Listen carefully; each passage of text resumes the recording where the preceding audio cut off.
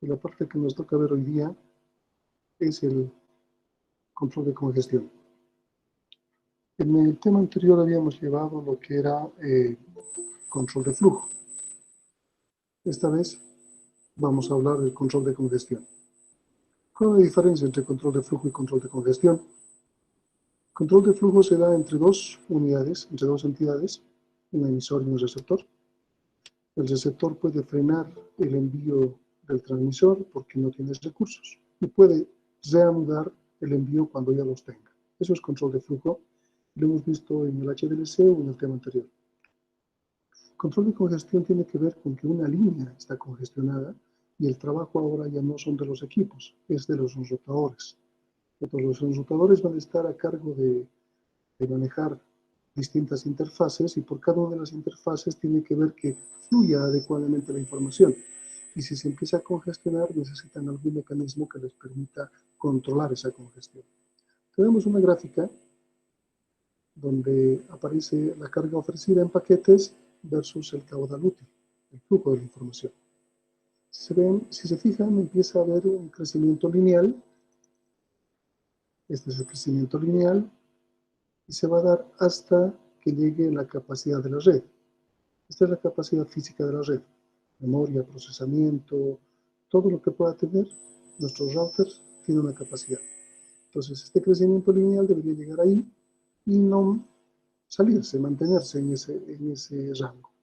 El detalle está que normalmente cuando empieza a congestionarse, significa que va llegando demasiada información y es difícil poder despacharla por las interfaces. Los buffers de cada una de las interfaces se están llenando. La respuesta deseable es que poco a poco se vaya adaptando y acercando hacia la capacidad de la red y no se sobrepase ni se congestione. Lo que ocurre normalmente es que cuando empieza a haber demasiados paquetes para mandar y demasiada espera, se colapsa y empieza a denegar servicio. Entonces necesitamos controlar esa congestión. Existen varios métodos que nos permiten controlar la congestión. Y tenemos una línea que nos muestra entre lo más simple de hacer y lo más caro, o lo más difícil de hacer, perdón, más caro, o lo más fácil de hacer, lo más barato. Entonces, vamos a ver, por un lado, los mecanismos preventivos, que son más lentos, pero son preventivos, van a prevenir que las congestiones se produzcan, que no se produzcan, perdón. Y las reactivas, que son más rápidas, pero van a reaccionar una vez que la congestión se produzca. Significa que van a esperar que se produzca la congestión para poder analizar qué hacer. Entonces tenemos diferentes mecanismos que vamos a ir viéndolos de alguna manera un poco sintética. Tenemos el aprovisionamiento de la red inicialmente entre lo más preventivo y lo más lento. Luego pasamos a lo que es el enrutamiento consciente de tráfico, el control de admisión, la regulación de tráfico y por último el desprendimiento de carga. Vamos a ver el aprovisionamiento de red como el elemento más lento y también de alguna forma más caro.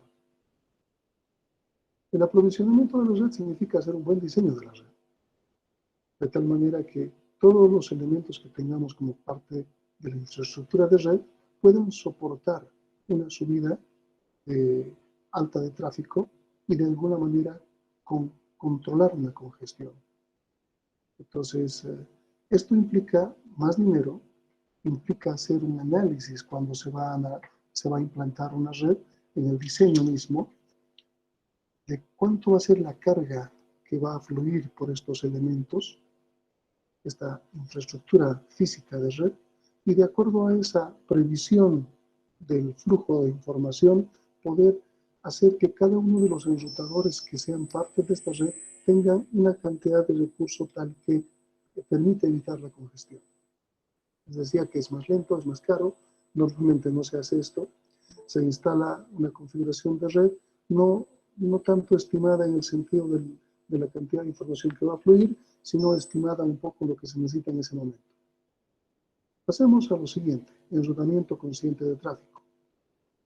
Esto se refiere al hecho de que podemos tener varias interfaces en nuestro router, varios enlaces posibles, varias salidas posibles, de tal manera que en función de la congestión que se produzca en un determinado enlace, podamos escoger una salida fija, diferente, cada vez para que evitemos que un solo canal se congestione. También implica que deberíamos tener alternativas de salida, alternativas de posibles caminos diferentes para llegar a un mismo destino. También es costo. Control de admisión es algo parecido a lo que vendría a ser como filtrar todo lo que está fluyendo. El mecanismo se llama leaky bucket, es un balde, es una cubeta agujereada, pero para que ustedes tengan una buena idea, la referencia por analogía puede ser un embudo. Me imagino que todo el mundo conoce un embudo. Y lo que vemos en el embudo es que en la parte superior tiene una capacidad mayor que la parte de salida. La parte de salida siempre va a generar un flujo constante.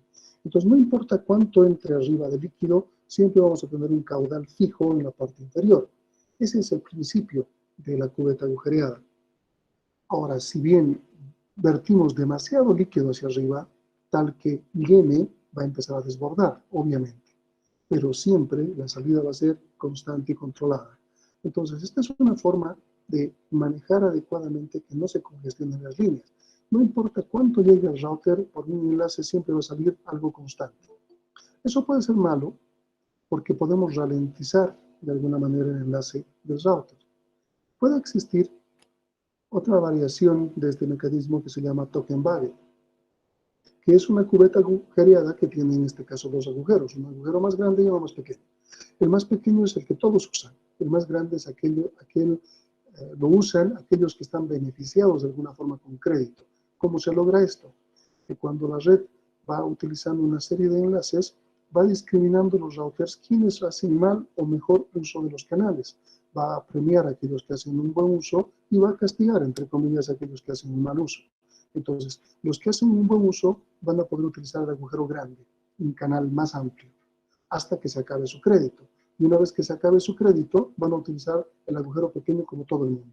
Entonces, tenemos una suerte de discriminación de información que está fluyendo de un punto a otro.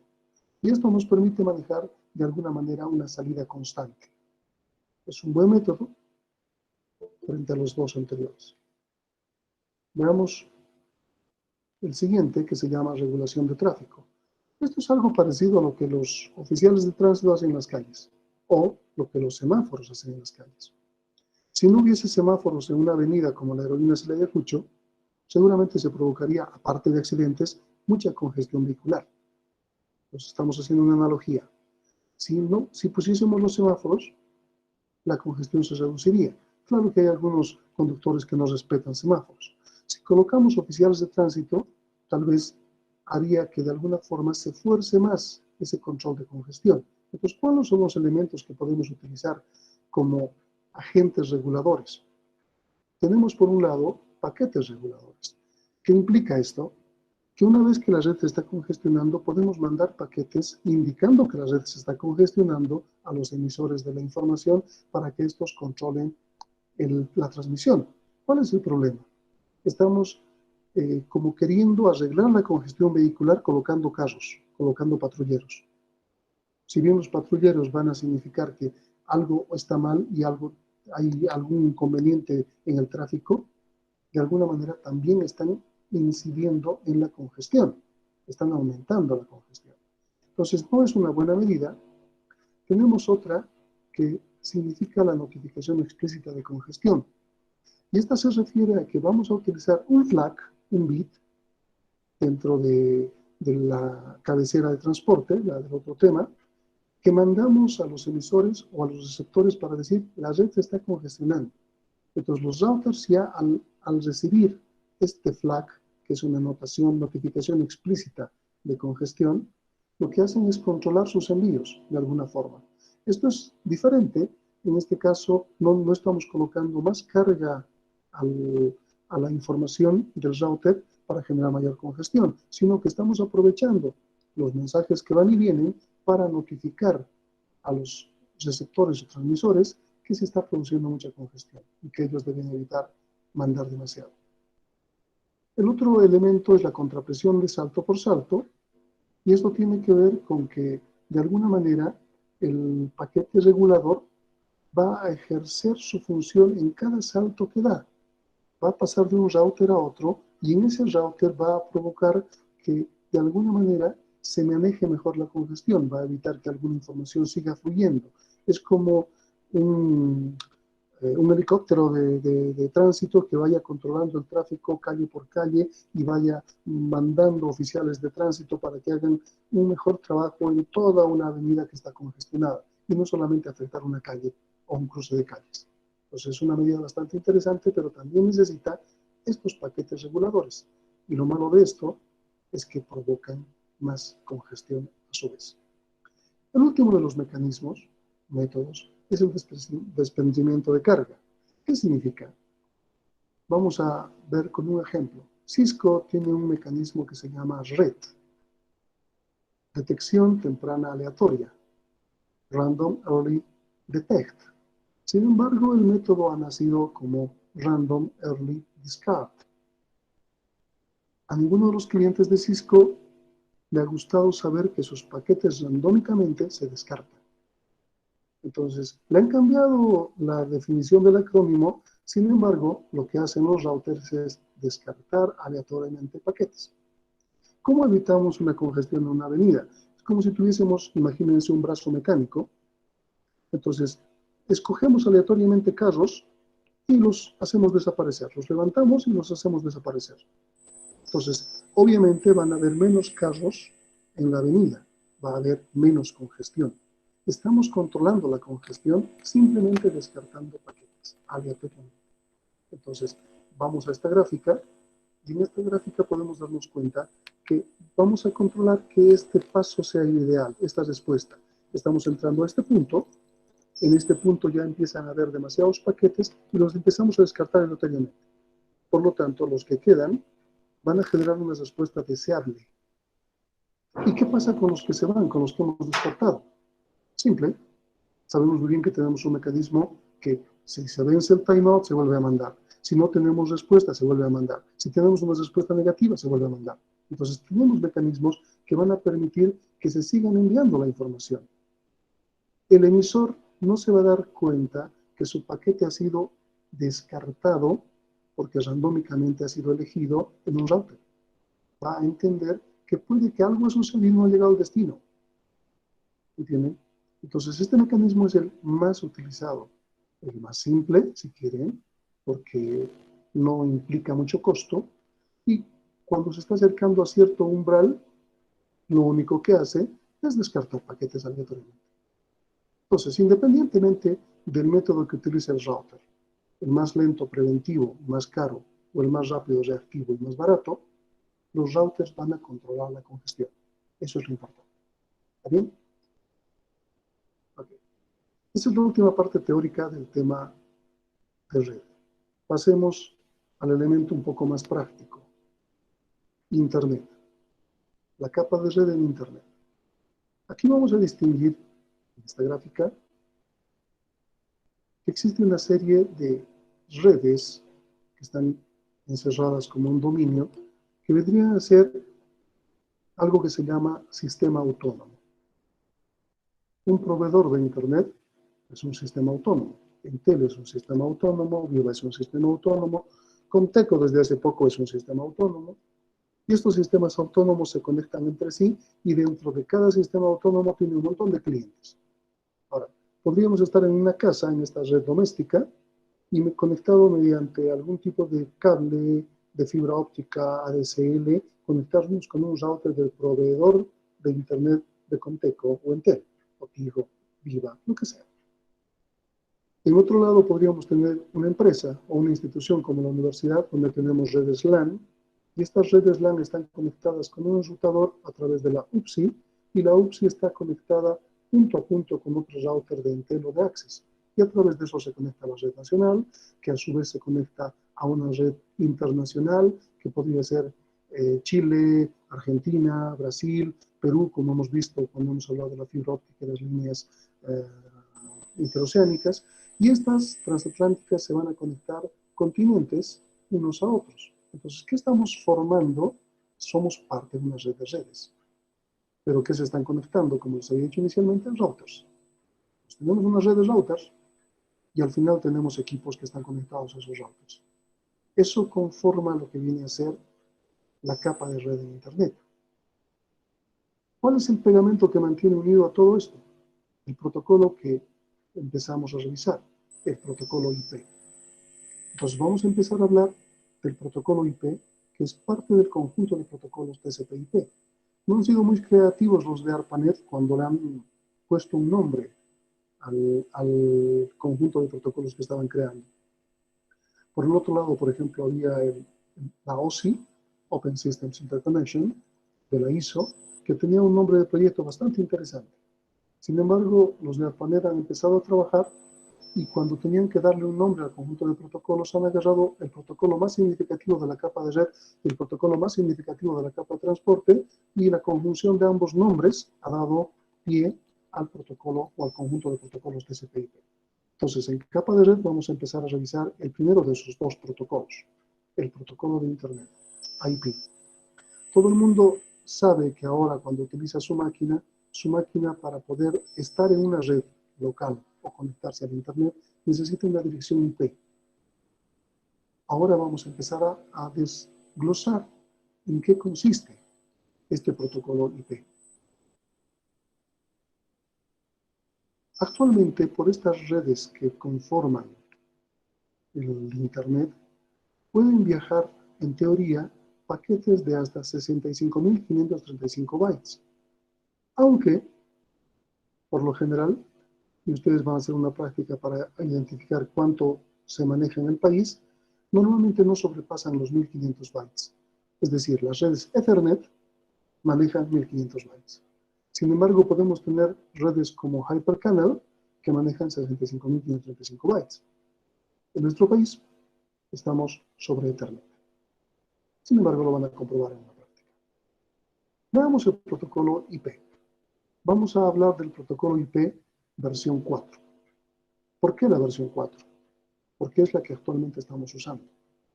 Si bien desde hace tiempo el protocolo IP ya data prácticamente desde el advenimiento de Internet, desde ARPANET y su publicación de los 80, más o menos, perdón, de los 90. Entonces no ha habido un cambio en la versión. Las versiones anteriores han sido pruebas de ARPANET. La versión publicada y que todo el mundo utiliza es la versión 4. Actualmente existen muchos inconvenientes en esta versión, sobre todo la cantidad de direcciones IP que tiene.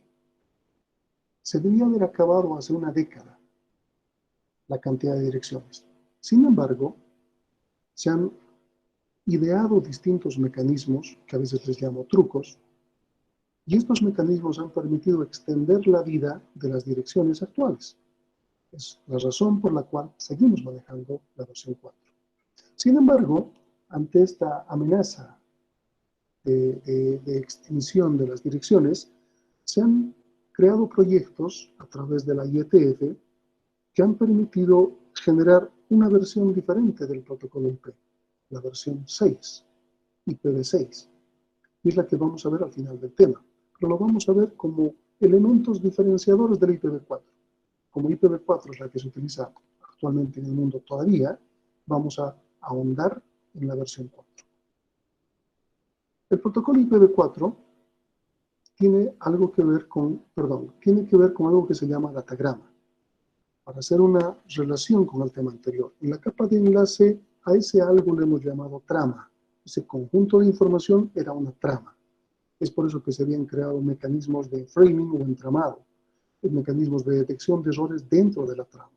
Había una trama, ese era el conjunto de bits que identificaba cierta información. ¿Qué es un datagrama? Un datagrama tiene dos partes: la cabecera y la información. La cabecera normalmente tiene 20 bytes.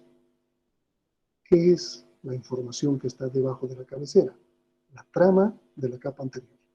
Entonces, a esa trama que hemos creado en el nivel de enlace, le vamos a añadir una cabecera de 20 bytes. Que puede variar. Puede ser 20 bytes, o puede ir hasta los 40 bytes. Vamos a hacer pruebas justamente para comprobar que existen esas diferencias. ¿Está bien? Entonces, se maneja una cabecera que va a estar sobre direcciones de 32 bits. La cabecera IPv4 tiene diferentes campos. El campo versión, el campo longitud de la cabecera, servicios diferenciados. Vamos a ver que esto permite manejar calidad de servicio. Podemos dar cierta prioridad a un paquete o restarle prioridad. La longitud total implicaría la cabecera más la trama, la cabecera más el cuerpo, la cabecera más los datos. La identificación, la segunda fila, pongamos atención en la segunda fila, va a permitirnos el día jueves y viernes hacer ejercicios de algo que se llama fragmentación.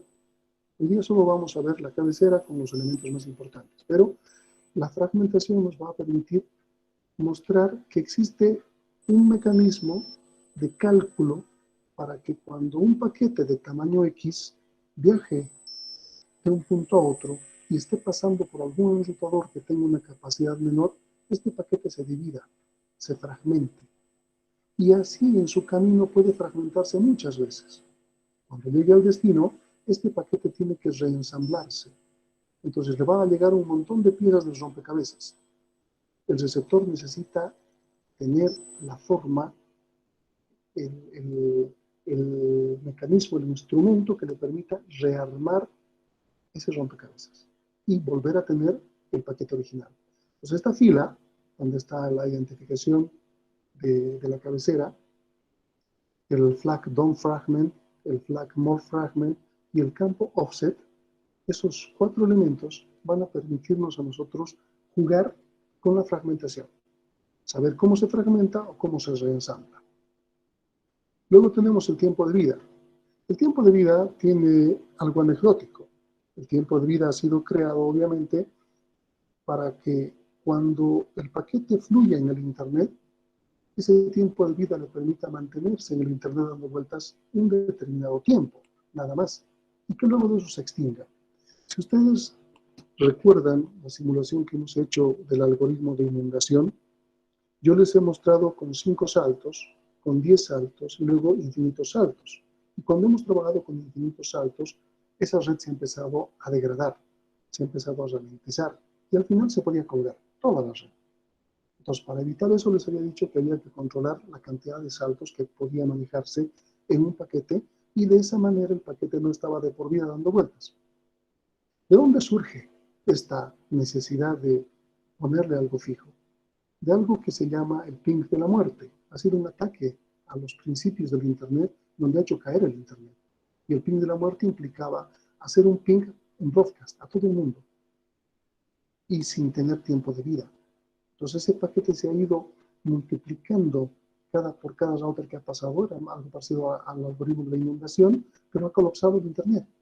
Entonces, han visto que tiempo de vida originalmente debería ser un registro de qué tiempo puede vivir un paquete, en milisegundos, en segundos, en horas, no importa. Y por cada router por el cual va pasando, se debería restar el tiempo que le está tomando. Entonces, cada router va a manejar como un tiempo, como su propia hora, como una computadora, y debería restarle el tiempo de vida al paquete. Esta idea no ha sido útil, porque a veces habían segmentos de la red colapsados, congestionados, en el cual el paquete tardaba demasiado en pasar y consumía mucho de su tiempo de vida. Y cuando tenía que pasar al siguiente router, prácticamente se había extinguido. Entonces, lo que han visto por conveniente es colocar, en vez de tiempo de vida, un tiempo de saltos. Obviamente el nombre se ha mantenido, tiempo de vida, pero lo que se hace ahora es que por cada router por el cual pasa un paquete, se le resta 1 al número de saltos. Así que si nace en 128, va a ir restándosele 1 por cada router que pase hasta su destino. Pero se está asegurando de que a su destino va a llegar, porque ahora no es tiempo el que se controla, sino el número de saltos. Esta falla de diseño, si quieren, ha sido remediada ya en el IPv6. Ya no se llama tiempo de vida, sino se llama número de saltos, como debería ser correctamente.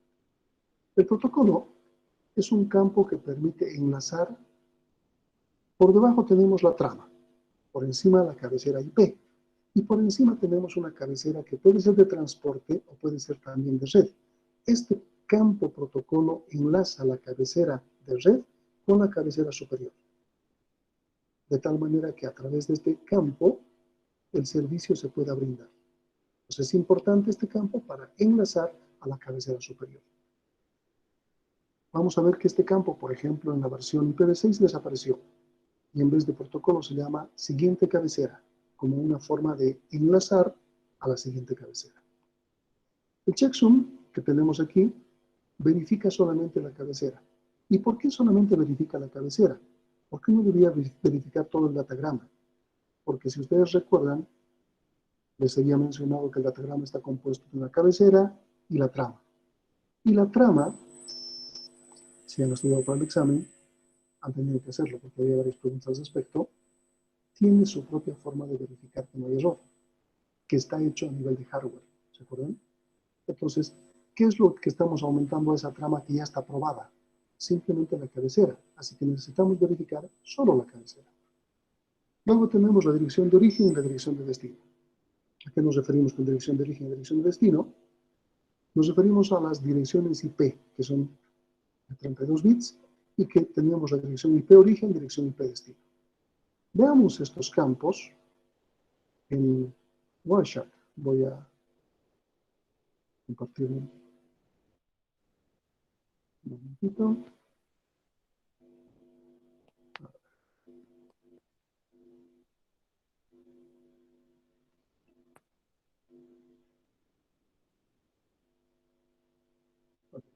Tenemos el Wireshark. Este programa nos va a permitir corroborar muchos elementos teóricos que estamos viendo. Si vemos la aplicación, podemos ver el About.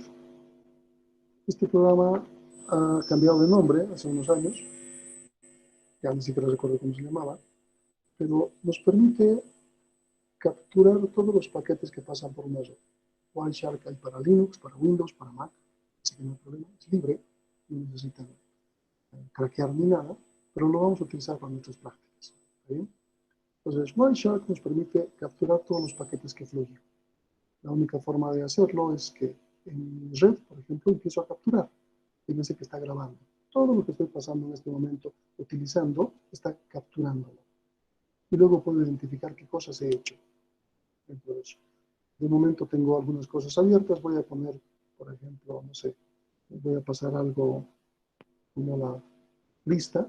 Entonces voy a generar algún evento para que se generen elementos. Voy a detenerlo. Ya tengo capturados los paquetes. Todos los paquetes. Puedo ordenarlo por protocolo. Me interesa revisar un protocolo TCP. Aquí está. Cualquiera de estos lo veo.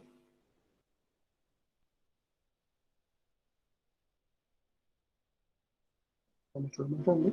Fíjense que aquí dice frame, entonces la trama. 86 bytes sobre el cable. Me está agarrando la trama como tal. Luego tengo Ethernet 2 romano. Si recuerdan esto, esta es la capa de enlace, de control de acceso al medio, perdón. Control de acceso al medio. La capa física, control de acceso al medio. La de enlace se ve enmascarada. Si ustedes recuerdan, cuando empezamos a hablar sobre enlace, les había dicho, si bien vamos a llevar todos estos elementos de enlace, como la retransmisión, el pedir otra vez que se pongan los datos, etcétera, etcétera, no se hace en esta capa, sino se hace en la capa de transporte. Si nos recuerdan, entonces el enlace como tal físicamente no existe, lo hace la capa de transporte. Por eso que TCP/IP saltaba capas, si recuerdan. Pero nos vamos a concentrar en esta. Esta es, bueno, versión 6, no nos sirve. Este es IPv6. Quiero capturar algo de IPv4. Ahora sí. Tengo Internet Protocol versión 4. Veamos los campos. El primer campo, campo versión, y me muestra la versión 4. Si yo quiero ver en diapositiva, tengo justamente versión como un campo. Luego tengo longitud de cabecera, servicios diferenciados, longitud total, etcétera, etcétera. Vamos a ver de capturar esos paquetes. Entonces, aquí está la versión, longitud de cabecera, 20 bytes. Les había dicho que normalmente son 20 bytes, pero que pueden ser hasta 40. Eso vamos a ver con una práctica. Servicios diferenciados, aquí podemos manejar distintos tipos de servicios diferenciados, y aquí está el elemento que les había dicho que tenía que ver con el control de congestión. ¿Se acuerdan? Era el SN. Si aquí se manda una información, entonces está viajando el paquete diciéndole se está congestionando la red. Pero también podemos manejar de alguna manera prioridades en los servicios diferenciados. Tenemos la longitud total, la trama, datos más la cabecera. Entonces, si tengo 20 de cabecera y 32 es mi longitud total, obviamente de qué tamaño sería mi dato. Aquí tengo identificación. La identificación con estos flags les había dicho que nos permite trabajar con la fragmentación. Aquí tenemos el campo DOM_FRAGMENT, el campo MOD_FRAGMENT y el offset. Estos tres elementos, más la identificación, nos permiten trabajar con la fragmentación, que vamos a hacer la clase siguiente. Luego tenemos Time to Live, TTL, tiempo de vida 53, pero no son 53 minutos, ni segundos, ni horas. Son 53 saltos, nada más. Ya les he explicado al respecto. Aquí tenemos el protocolo. Les había dicho que el protocolo lo que hace, salimos de esto, el protocolo lo que hace es enlazar, con la capa superior. Entonces, si vemos, aquí vamos a ver justamente ese enlace que les estoy diciendo. Aquí el protocolo se llama TCP y la capa superior dice TCP, Transmission Control Protocol. Aquí está enlazando con este. Si hago un ping, me va a enlazar con un protocolo llamado ICMP. Y aquí va a aparecer ICMP y aquí va a aparecer ese protocolo. Eso es parte de su práctica. Luego tenemos el checksum de la cabecera. Se ha validado, ¿está bien? Y aquí tenemos la dirección fuente y la dirección destino. Y son direcciones IP, las que conocemos. Dirección origen, dirección destino. ¿Está bien? Con esto corroboramos lo que aparece con nuestra teoría. Los campos. En la parte final, si ustedes se fijan, por debajo de dirección destino, aparecen lo que son los campos opcionales. ¿A qué nos referimos con campos opcionales? Que podemos mandar información dentro de nuestro paquete para que pasen los 20 bytes, por encima de los 20 bytes, y que nos genere cierta información. Por ejemplo, podríamos decirle que marque la ruta por las cuales ha pasado, que aparezca guardada la ruta por los routers que ha pasado, los IPs por los routers que ha pasado. Claro que tenemos una dificultad, podemos registrar máximo 9. ¿Por qué? Porque son 32 bits cada uno de ellos y si registramos 10 ya se ocuparían los 40 bytes de las opciones. No quedaría sitio para el registrar la ruta, así que máximo se pueden marcar 9. Esto lo vamos a hacer con una práctica. Podemos también registrar el tiempo. Junto con la ruta por la cual ha pasado, podemos decirle en qué milisegundo ha pasado por esa.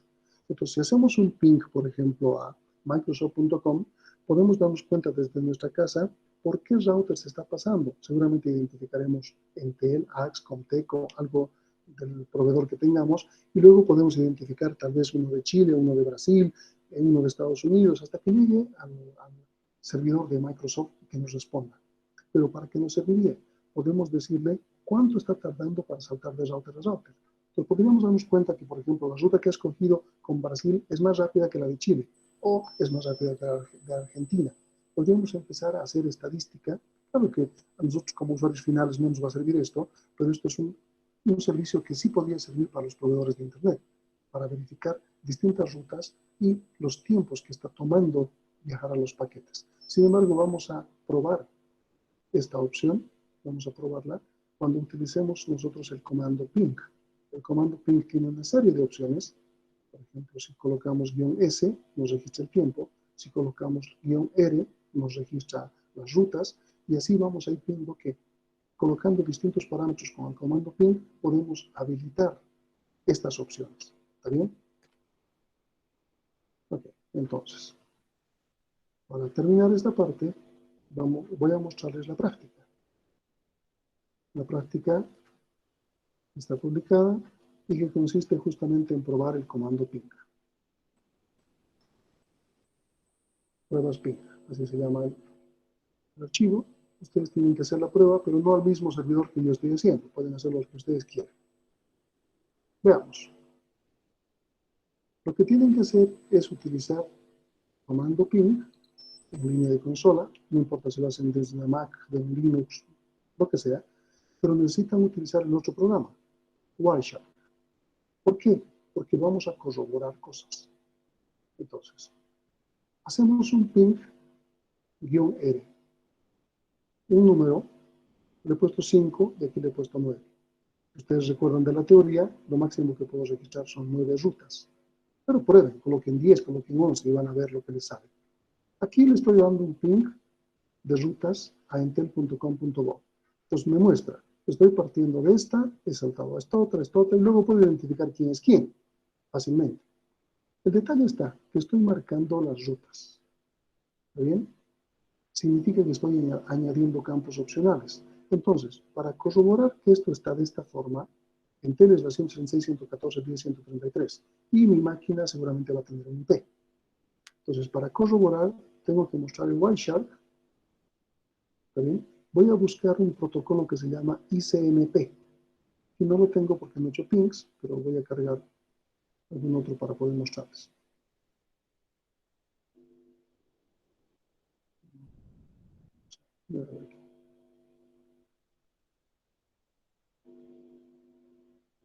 Igual lo puedo ordenar. Y voy a buscar los ICMPs. La versión 6 no me sirve.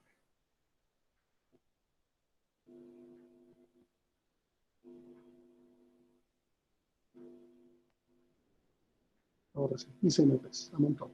Cualquiera de estos. Abro. Fíjense que por encima tengo el protocolo IPv4. El protocolo me marca el ICMP. Y aquí tengo el ICMP. El ICMP es el ping. La pregunta es ping request y la respuesta es ping reply. Es fácil. Entonces tengo que buscar los comandos ping. Ya que estoy haciendo ping a un determinado sitio, entonces simplemente voy a saber el origen y el destino y aquí puedo identificarlos. El comando ping me permite hacer que solamente un paquete viaje y no 4 por defecto. Entonces puedo hacer eso para que lo encuentre fácilmente y no esté perdiéndome en lo que tengo que buscar. ¿Qué cosas tengo que demostrar? ¿Cuál es mi dirección origen? ¿Cuál es mi dirección destino? Corroborado con la otra pantalla del ping, pero tengo que ver algo importante. ¿De qué tamaño es? ¿Dónde está? Mi cabecera. No debería ser 20 bytes. Debería ser hasta 40 bytes. ¿Por qué? Porque estoy utilizando campos opcionales. ¿Bien? Pues la primera práctica es --r, rutas. La segunda es añadir tiempos. Entonces aquí con la --s, obviamente voy a colocar menos rutas porque no voy a alcanzar a tener 10, 9, ustedes pueden probar. Y aquí me está registrando los tiempos, la ruta y el tiempo en milisegundos. Y ahí puedo ver cuánto ha tardado de saltar de un router a router. Les decía que puede servir para generar algún tipo de información estadística. Tengo las rutas, tengo los tiempos. Lo mismo, como son campos opcionales, yo tengo que ver en el Wireshark, en el ICMP que he capturado, que mi cabecera total supere los 20 bytes. De esa forma estoy diciéndole que realmente he utilizado campos opcionales. Luego, puedo probar el cambiar el tiempo de vida. El tiempo de vida de los pings por defecto, se van a dar cuenta que en función de lo que utilicen, va a generarse con un valor bien grande. Aquí está con 59, pero normalmente se genera 128, hasta puede haber 256. Con la opción -i, y dándole un número, yo puedo cambiar mi TTL. Fíjense que hace rato he probado 9 rutas y me ha mostrado 9 rutas. No significa que solamente sean 9 los saltos que estoy haciendo desde mi origen a destino. Puede haber muchos más, pero me está mostrando las 9 primeras. Si yo le digo 4 saltos, ¿va a llegar al destino? No, porque mínimo necesito 9 saltar. Entonces, si estoy restringiendo mi TTL con 4, fíjense que de los 4 intentos no ha llegado ninguno. Y dice, el periodo de vida caducó en tránsito. O sea, ha muerto mi paquete cuando hago del cuarto salto. Y me ha devuelto el mensaje ese router, diciendo, tu tiempo de vida es 0, por lo tanto no puedo mandarle. Entonces, esto es importante. ¿Bien?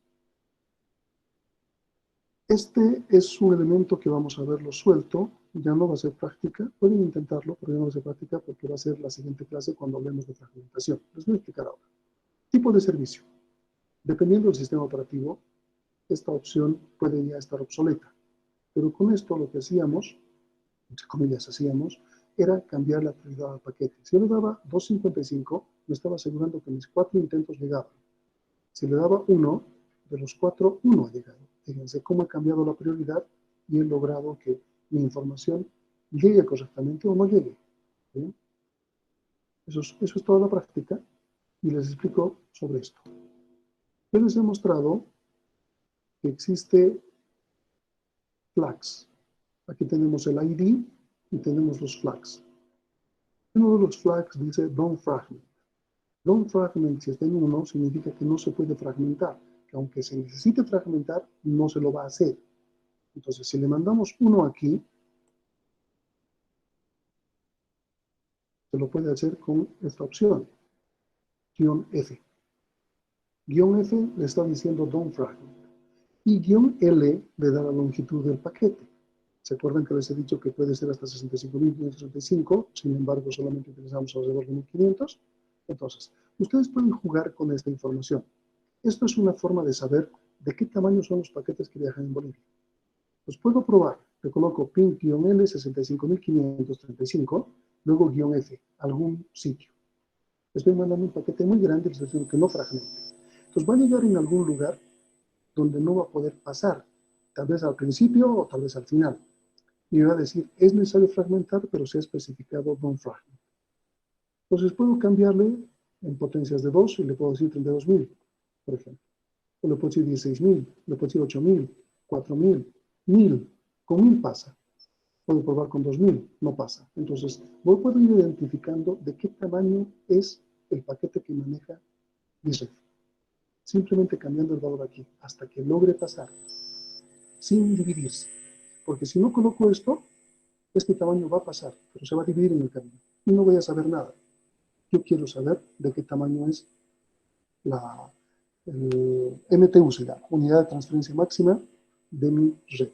Esto lo vamos a ver con detalle, no esta parte, sino cómo se fragmenta la siguiente clase. No sé si tienen alguna consulta. Esta es su práctica, por si acaso. ¿Dudas o consultas? Inge, la práctica, buenas Inge, disculpe, ¿la práctica hasta fragmentación o solamente hasta antes de fragmentación? Pueden hacer la propia fragmentación, no hay ningún problema. Es hasta poder, hasta con eso van a jugar un poco en el sentido de saber cuánto es el MTU de nuestra red. O sea, no hay problema. O sea, la incluyen o no, no importa. O sea, no va a incidir. Pero sería bueno que lo hagan para que identifiquen la MTU de la red. Lo que me interesa es que muestren con el Wireshark, de momento, los campos opcionales, corroborando la dirección origen, dirección destino, tamaños, etcétera, etcétera, junto con los pings que hagan. Ahora, si logran probar el otro, en el Wireshark debería aparecer DOM Fragment. O sea, aquí, en cualquiera de estos paquetes, si ustedes colocan -F, debería aparecer un 1 aquí, DOM Fragment. Pues con eso están mostrándole que no tiene que fragmentarse. Y aquí arriba le pueden cambiar el tamaño, ¿no? ¿Dónde está? Longitud total. Aquí debería pasar 65.535. No ha podido pasar. 32.000. No ha podido pasar. 1.000 ha pasado. Pero con el campo non fragment. Entonces es un interesante ejercicio. No es obligatorio, pero es un interesante ejercicio. Más. Voy a dejar de grabar entonces. Inge, ¿hacia dónde tenemos que hacer el pin?